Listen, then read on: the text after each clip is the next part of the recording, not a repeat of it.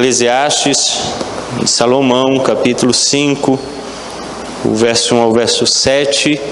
Nós vamos dar um pequeno salto na nossa sequência para hoje meditarmos o capítulo 5, em vista do tema do aniversário da igreja. Desde sexta-feira temos meditado sobre os juramentos e votos solenes. E hoje vamos tomar o capítulo 5, verso 1 ao verso 7, para a nossa meditação essa manhã de domingo. Diz assim a palavra do Senhor: guarda o pé quando entrares na casa de Deus.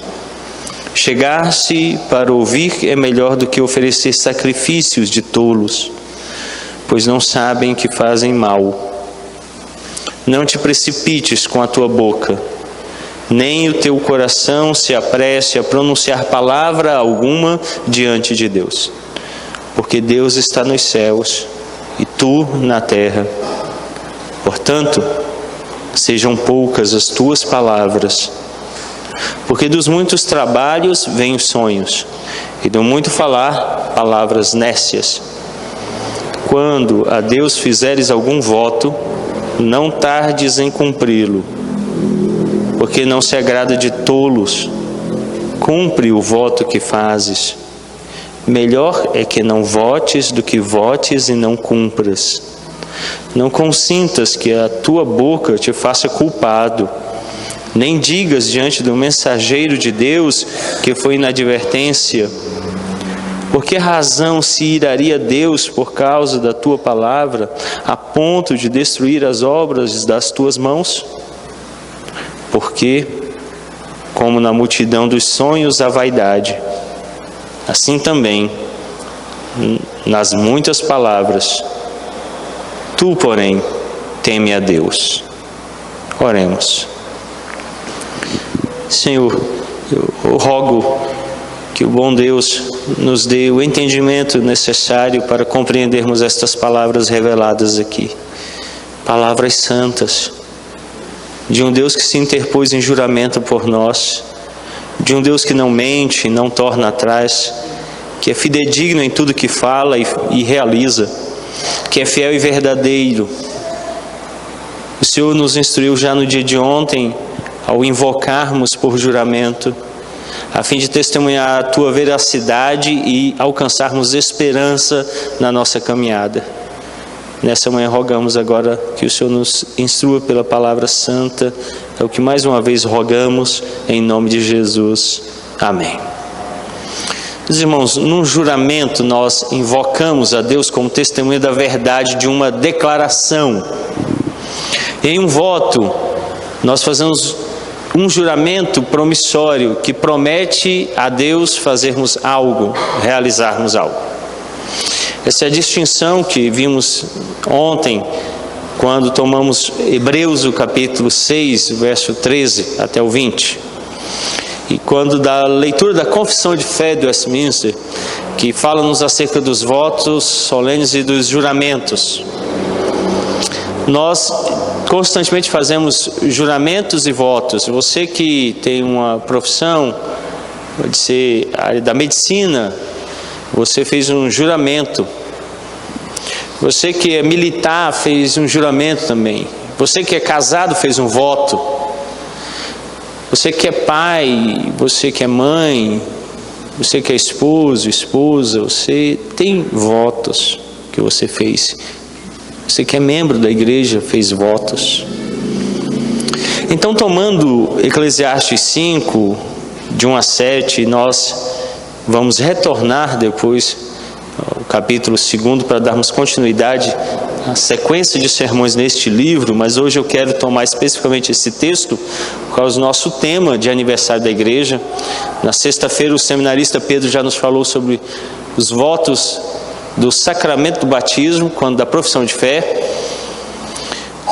Ontem eu falei um pouquinho sobre como se constitui o juramento e o porquê do juramento em Hebreus, o capítulo 6, e hoje nós vamos tratar aqui no capítulo 5 de Eclesiastes, mas é impossível distinguir aqui o juramento do culto, e é o que a confissão de fé do Westminster faz, quando ela declara que todo juramento deve ser feito em culto solene na presença de Deus, inclusive os votos.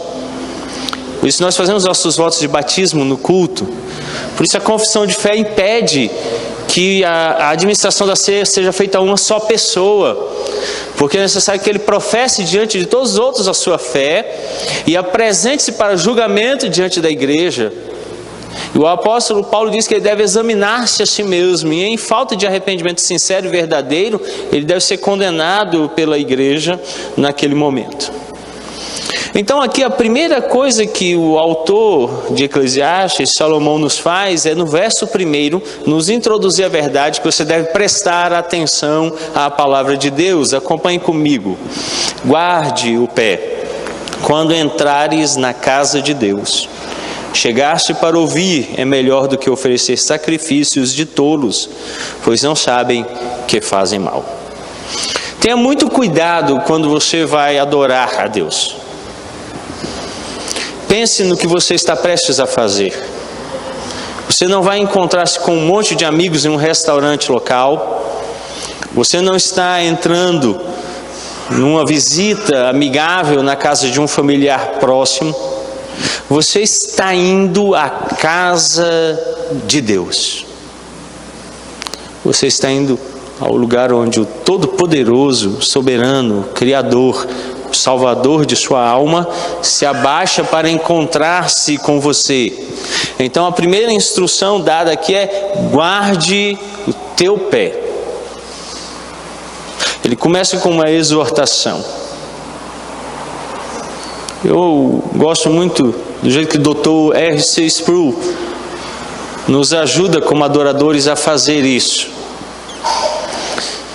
Ele desejava que os fiéis da capela St. Andrew, onde ele pastoreava, vissem isso já no boletim, nas palavras publicadas ali em cada dia de adoração, nessa igreja lá em Stanford, na Flórida. Os fiéis então liam ali todos os dias: cruzamos o limiar entre o secular e o sagrado, do comum ao incomum, do profano ao sagrado.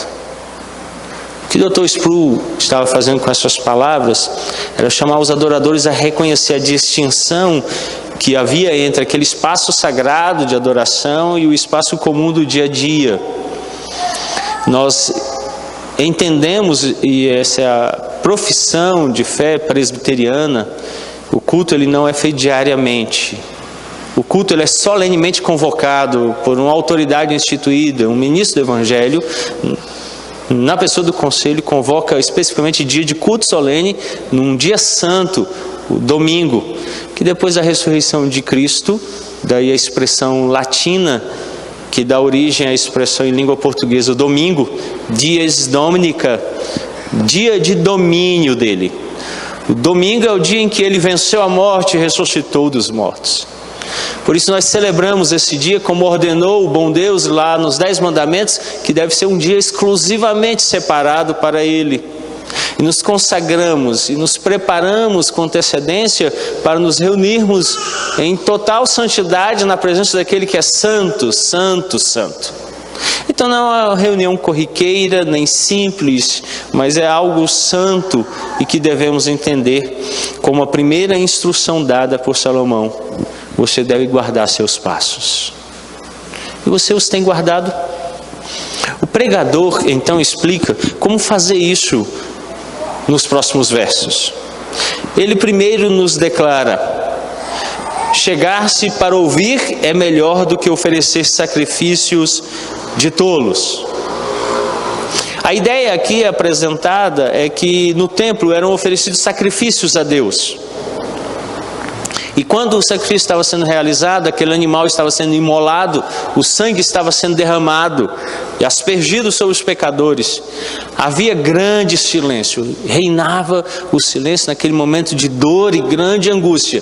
Um animal inocente, puro, em tenra idade, sem mancha nem mácula, tinha o pescoço degolado e o sangue vertido em favor de pecadores imundos, cheios de mancha, condenados.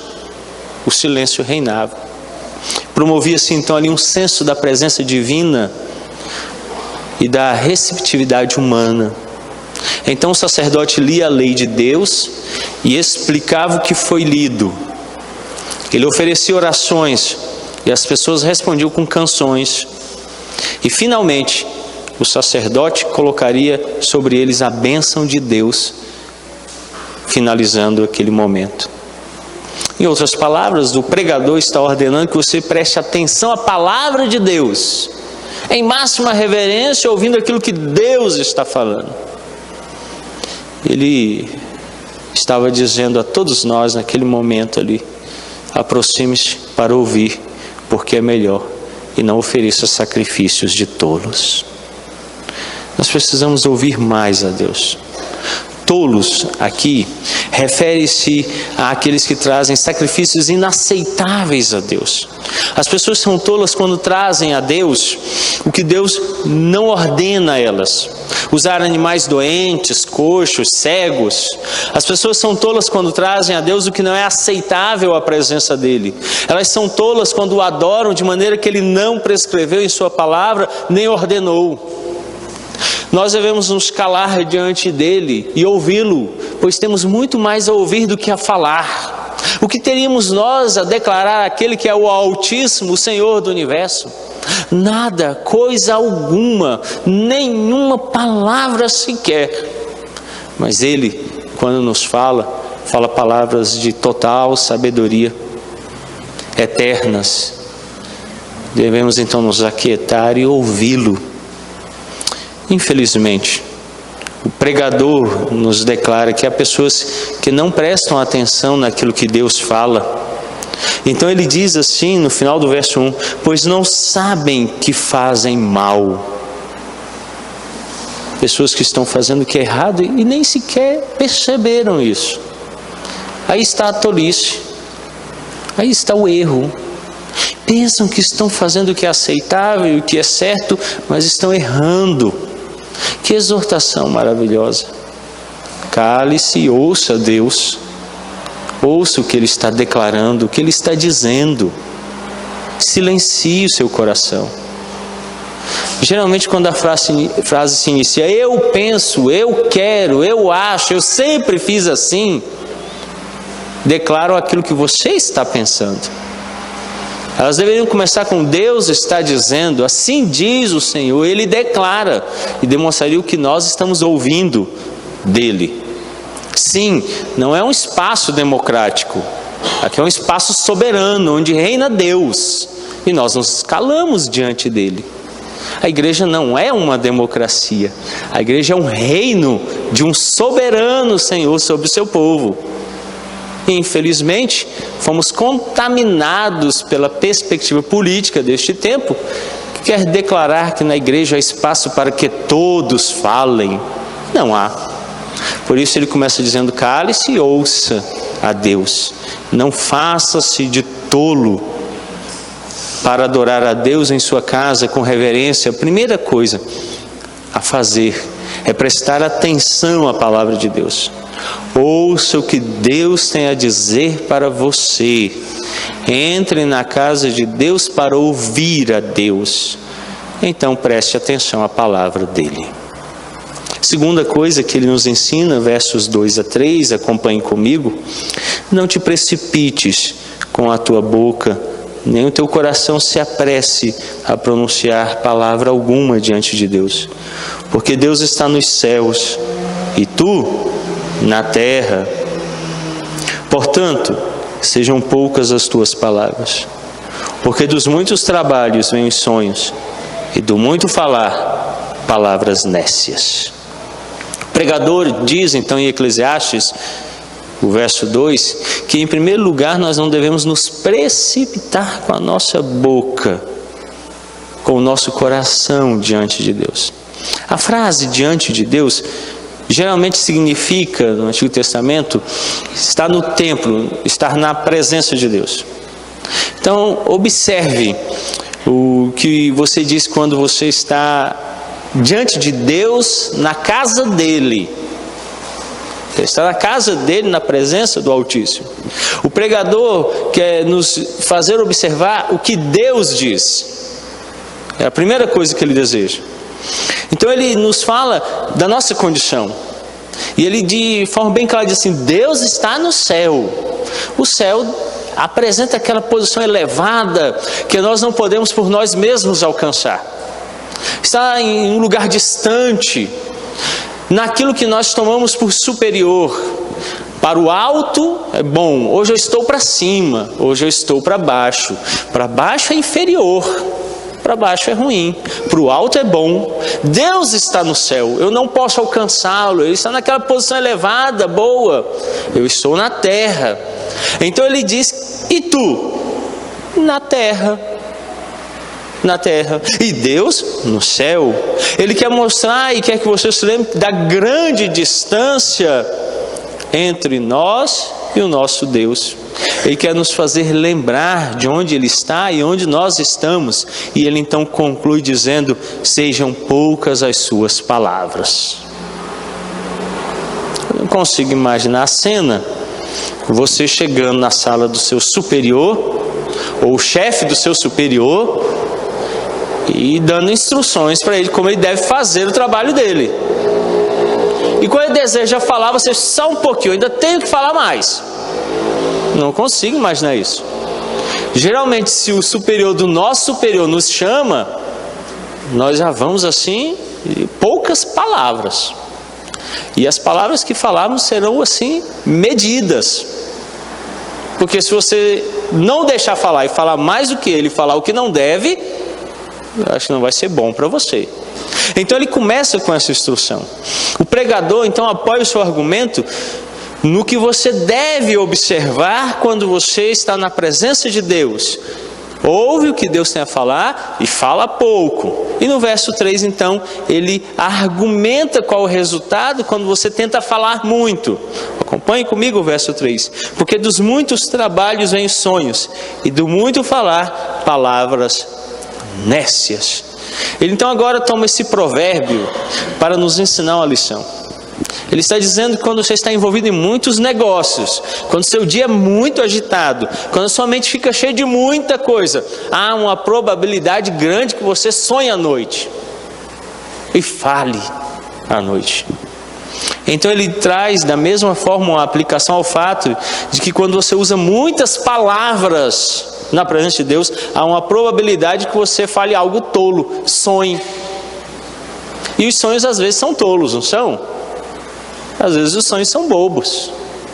E ele está então dizendo assim: cuidado para você não falar muito, parecer um sonhador na presença de Deus. Cuidado para você não ser levado à insensatez. Então ele agora traz a ideia de que o problema não é o número de palavras que você fala, a quantidade de vezes que você fala. O problema é um outro. A questão real é se essas palavras são usadas na hora certa, da forma correta e se são verdadeiras. Não é a pequenez das palavras que é o problema. O problema é o coração. Como é que o seu coração está falando? O que o seu coração está dizendo?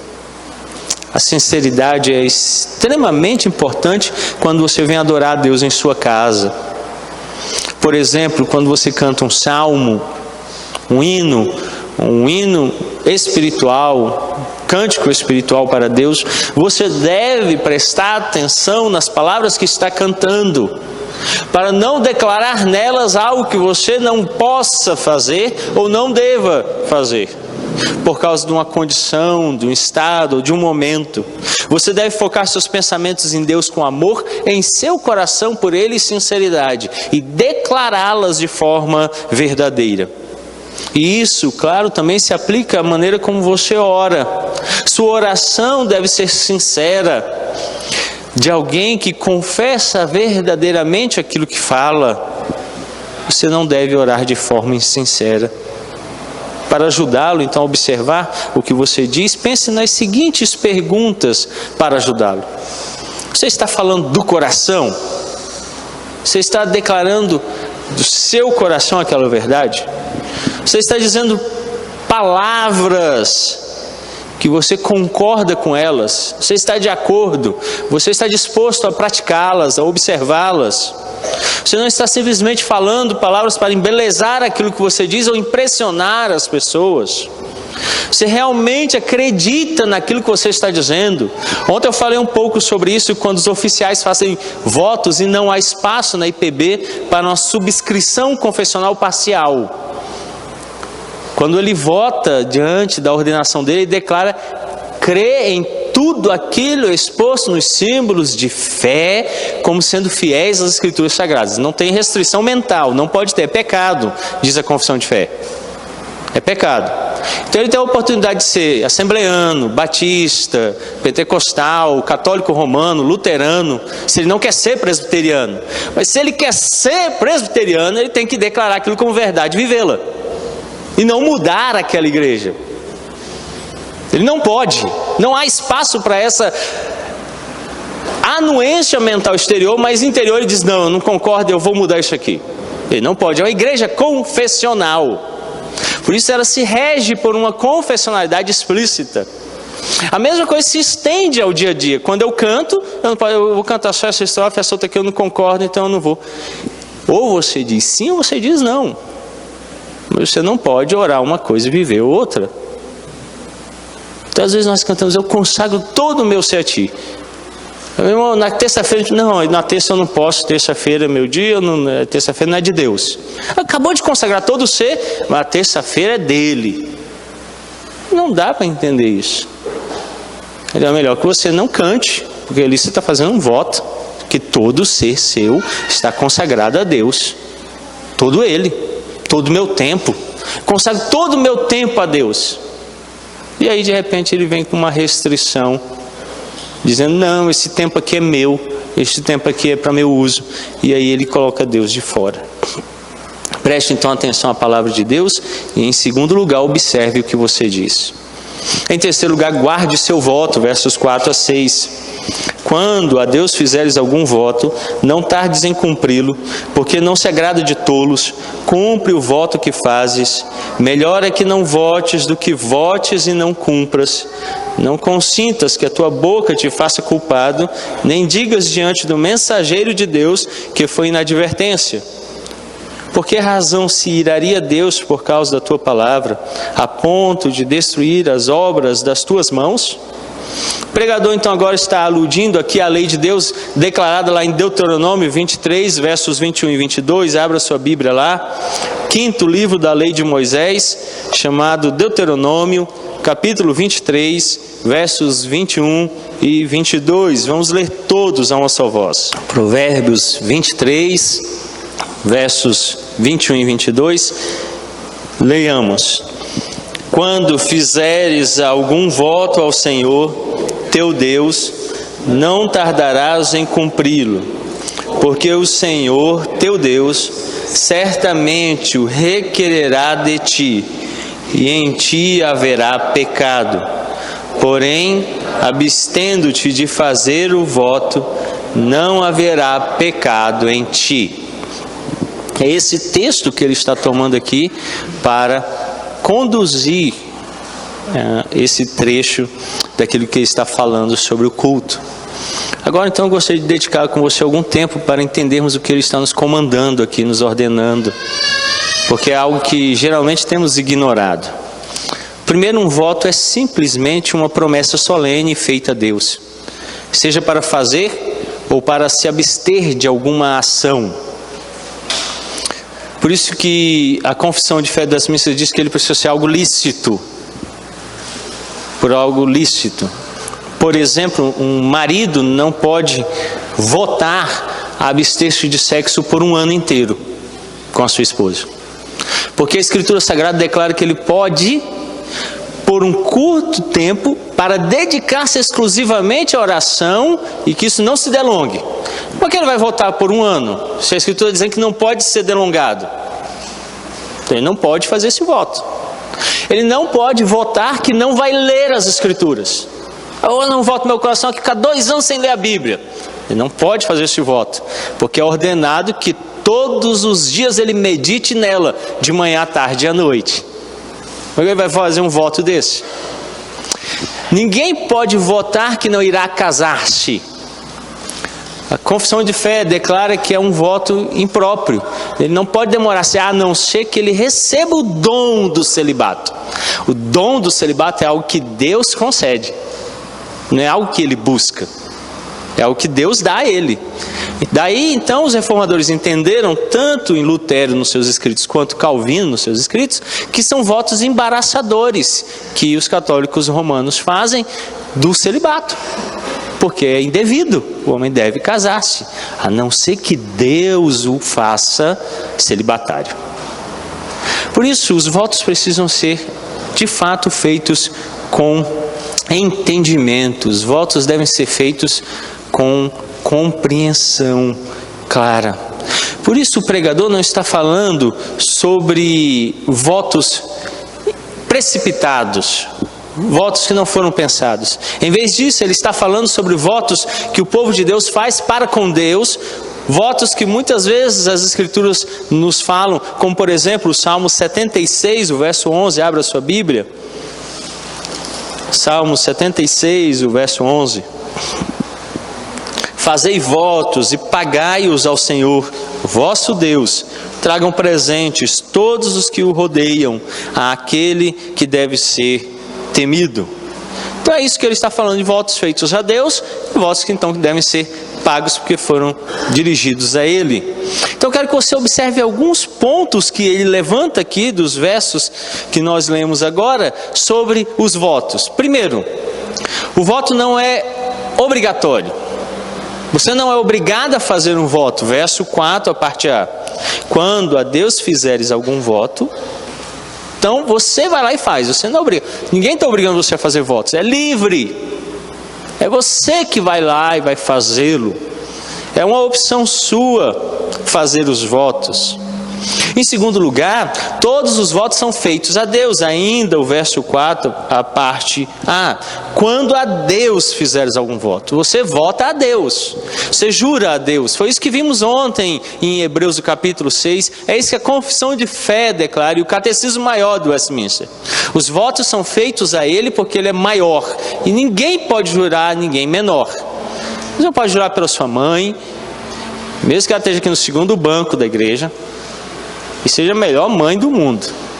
Você não pode jurar pelo céu, nem pela terra, nem pelo templo, nem por você mesmo, nem por força alguma, porque Hebreus declara que os homens juram por aquilo que lhes é maior. Nós somos cabeça, coroa da criação, os homens. A raça humana é a cabeça da criação, e acima dela está Cristo. Isso é claro em toda a Escritura. Por isso nós juramos por Deus, e Deus, não tem ninguém maior do que Ele, jurou por si mesmo. Então, quando você jura a Deus. Quando você vota a Deus. Em terceiro lugar, os votos devem ser mantidos assim que forem feitos a parte C do verso 4. Quando a Deus fizeres algum voto, não tardes em cumpri-lo. Você deve cumpri-lo. Você deve imediatamente agir para realizá-lo. Você não deve se tardar, demorar, você não deve esperar o momento propício, você deve imediatamente iniciar o processo de cumprimento daquilo que você votou, para realizar aquilo que você declarou faria, ou deixaria de fazer. Você não pode ficar ali postergando aquilo até um momento ou outro, às vezes cair no esquecimento. Ele diz que imediatamente vá, cumpra os seus votos, não tarde em cumpri-lo. Outra coisa que ele diz aqui é que você não deve fazer votos que você não pode cumprir. Você só pode fazer aquilo que você pode realizar. Então eu seria tolo em fazer um voto assim: quando eu conseguir o meu primeiro emprego, eu vou dar a Deus R$1 milhão. Bom, primeiro problema, ele está desempregado, vai começar a trabalhar. Ele não vai ter R$1 milhão para dar a Deus. Senão ele não precisar trabalhar. Porque R$1 milhão em rendimento, você vive um bom tempo. Segundo problema, mesmo trabalhando muito, eu não conheço nenhum trabalho lícito que vá prover ele R$1 milhão livrinho para ele dar a Deus de primeiro. Como é que ele vota isso? Então, para ser um voto que eu posso cumprir, é dizer assim, eu vou consagrar ao Senhor tanto por cento da minha renda. Ou vou dar um valor X que é possível, R$100, R$200, R$50. Eu não posso colocar nada além daquilo que eu não posso. Se eu não tenho R$1 milhão, como é que eu vou cumprir isso? É um voto impossível. Senhor, eu vou dedicar o meu 80º filho ao Senhor. Brincadeira, você não vai ter esse tanto de filhos vivendo de forma lícita, não. Como Salomão, tendo 700 mulheres e 300 concubinas, aí você vai dar conta. Agora, sozinho com uma esposa, você não vai conseguir dedicar o 80º filho a Deus. Não dá. A gente está no quinto, né? No terceiro, né, Bento? Uma família de 5, dificilmente ela vai virar uma quantidade desse tamanho. Como é que eu voto isso? Então tem que ser algo que eu possa cumprir. Outra coisa que ele nos apresenta, em quinto lugar, faça o seu voto meditando nele. Olha o que diz o verso 6. Não consintas que a tua boca te faça culpado, nem digas diante do mensageiro de Deus que foi inadvertência. A exortação dele aqui é que você tem que parar e pensar, meditar sobre aquilo. Não é agir impulsivamente. Para, diz o verso 6, e assim, cuidado, não consintas. Não vai aceitar aquilo que sua boca sai falando por aí. Tiago, na sua epístola, irmão de nosso Senhor Jesus Cristo, diz que a nossa língua é difícil de ser dominada. Ele diz assim, você pode dominar um cavalo enorme, um animal de uma força extremada, colocando viseiras e guiando ele. Mas a língua ninguém consegue controlar, a ponto de constantemente falar assim, por que eu disse aquilo? Não devia ter falado aquilo. A nossa boca fala demais, demais. E agora então ele vem e diz, não consintas com a tua boca, sem parar antes de pensar. Cuidado para não fazer votos. Aí depois, e agora já era, eu votei aquilo. Eu votei, fiz uma promessa lá esdrúxula, o que eu vou fazer? Pensa primeiro, medita primeiro, não faça precipitadamente, pense antes de falar. Sexto, sua promessa não é cancelada quando você comete um erro. O versículo 6 nos fala disso. Não consintas que a tua boca te faça culpado, nem digas diante do mensageiro de Deus que foi inadvertência. Por que razão se iraria Deus por causa da tua palavra, a ponto de destruir as obras das tuas mãos? A confissão de fé novamente nos ajuda nesse momento, quando ela diz assim que aquilo que você votou, jurou, deve ser cumprido mesmo se tiver prejuízo da sua parte. Votou, vai ter que cumprir. Aí fica com prejuízo, porque você não pode mentir. Você invocou a Deus e disse diante dele que aquilo que você está falando é verdade, e o tomou por testemunha. Ao tomar alguém superior, você está reconhecendo que ele tem poder para sancionar você, falando a verdade, aprovando, ou mentindo, punindo. Por isso ele diz, você vai se tornar culpado diante dele, e ele vai cobrar de você. Então o voto não é cancelado quando você erra, você vai ter que cumpri-lo, mesmo tendo errado. Em sétimo lugar, Deus irá punir você por não guardar o seu voto. Nós vimos isso ontem em Êxodo capítulo 20, lá quando do terceiro mandamento, quando tomar o nome de Deus em vão, ele não terá por inocente o que fizer isso. Aqui então ele diz que Deus pune as pessoas que inventam desculpas esfarrapadas para não cumprir um voto ou tentar cancelá-lo. Fez o voto, cumpra-o.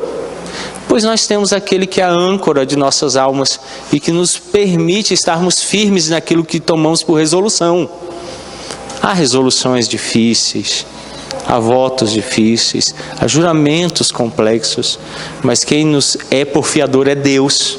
Nós invocamos, nós temos em Cristo aquele que é a âncora de nossa alma, o alicerce no qual estamos fundamentados. Então você não deve temer, permanecer firme na sua palavra e invocar aquele que não mente e que é imutável para cumprir aquilo que você falou. Agora então você esteja realmente entendendo o que é um voto a Deus. Deixe-me lembrá-lo de alguns votos que você fez a Ele. Se você é pai e mãe, você fez votos no batismo do seu filho, de sua filha, diante do Senhor e da igreja, e deve cumpri-los. Se você é um oficial da igreja ordenado, você fez votos diante de Deus e da igreja de cumprir esses votos. Se você é um membro comungante da igreja, você fez votos diante de Deus e da igreja e deve cumpri-los. E você concordou com eles em declarações e promessas solenes. Dentre elas algumas que você deve se lembrar. Você resolveu naquele dia e prometeu com humildade confiar na graça de Deus através do seu Espírito Santo, de que se empenharia fortemente em ser um seguidor de Cristo. Você prometeu diante de Deus e de todos que apoiaria a igreja em todas as suas atividades, financeira e intelectualmente, moralmente, com toda a sua capacidade. Você prometeu se submeter ao governo e o controle pela disciplina dos oficiais da igreja. Você prometeu isso naquele dia. Enquanto eles se mantivessem fiéis às Escrituras Sagradas, promover a paz e a pureza da igreja. Quando você, e aqui é um alerta, não promove a paz na igreja, mas você fica com fofoquinhas por aí, implementando não a paz, você está descumprindo os votos. Deus não terá por inocente. Não terá por inocente. Você prometeu apoiar a igreja nas suas atividades, mas falta aos trabalhos. É negligente em separar tempo para aprender as Escrituras, para orar. Você está quebrando seus votos. Deus não terá por inocente. É melhor que você não vote. Mas se você votou, cumpra. Pastor, é difícil. Não. Hebreus capítulo 6 diz que temos uma âncora da nossa alma. Lá depois do véu, Cristo Jesus. É nele que estamos alicerçados. Ele vai ajudar você. Ele vai te dar uma esperança tão firme que você não vai vacilar para nenhum lado sequer. Essa é a certeza que temos no cumprimento dos nossos votos. Então você deve mantê-los, você deve cumpri-los, você deve prestar atenção à palavra de Deus, você deve observar o que você diz e você deve manter os seus votos. Em último lugar, seja reverente a Deus na adoração, verso 7 do capítulo 5 de Eclesiastes. Porque, como na multidão dos sonhos a vaidade, assim também nas muitas palavras, tu, porém, teme a Deus. A primeira parte deste versículo parece sugerir que as palavras descuidadas no culto são sem significado e vaidade, são vãs, vazias em si mesmas. No entanto, o pregador insiste aqui que Deus é o único a quem devemos temer. Ora, se ele começou com o chamado a virmos e reconhecermos a magnitude de Deus, a sua grandeza, isso deve permanecer guiando-nos naquilo que fazemos no culto, nos nossos votos, nossas promessas e juramentos. Cuidado no que você está fazendo diante dele. Ele está lembrando de novo você onde você está, diante de quem você está, e cuidado com o que você vai fazer, o que você vai prometer. Parece que nós nos acostumamos com o cenário político brasileiro. As pessoas começam a falar nas eleições, a gente já vira e fala assim, é tudo mentira. Aí quando passa e eles assumem, a gente vai, está vendo? Ele não cumpriu metade do que disse. Cai em descrédito. Eles não são capazes de cumprir aquilo que votaram. Nós precisamos entender que se nós estamos votando, nós vamos ter que cumprir. Daí vem aquela instrução primeira. Você não vai? Então não vote, é melhor. Fica sem voto. Ninguém obriga você a votar nada. Mas votou, cumpra. Quantos votos eu devo fazer, pastor? Quantos você conseguir cumprir? Eu só consigo cumprir um. Só vote um. É melhor votar um e cumpri-lo do que votar 10 e não cumprir nenhum. É essa a instrução. E por que isso? a reverência e o respeito a Deus, o respeito a Ele. Não são aos homens, à instituição, às pessoas, é a Deus. É Ele que é invocado aqui. Você vem à casa de Deus para Ele prestar honra, reverência e respeito, dar a Ele culto. Então, nesse ato de culto, você vai reverenciá-lo, falando a verdade, cumprindo a verdade, testemunhando a verdade, porque Ele é verdadeiro.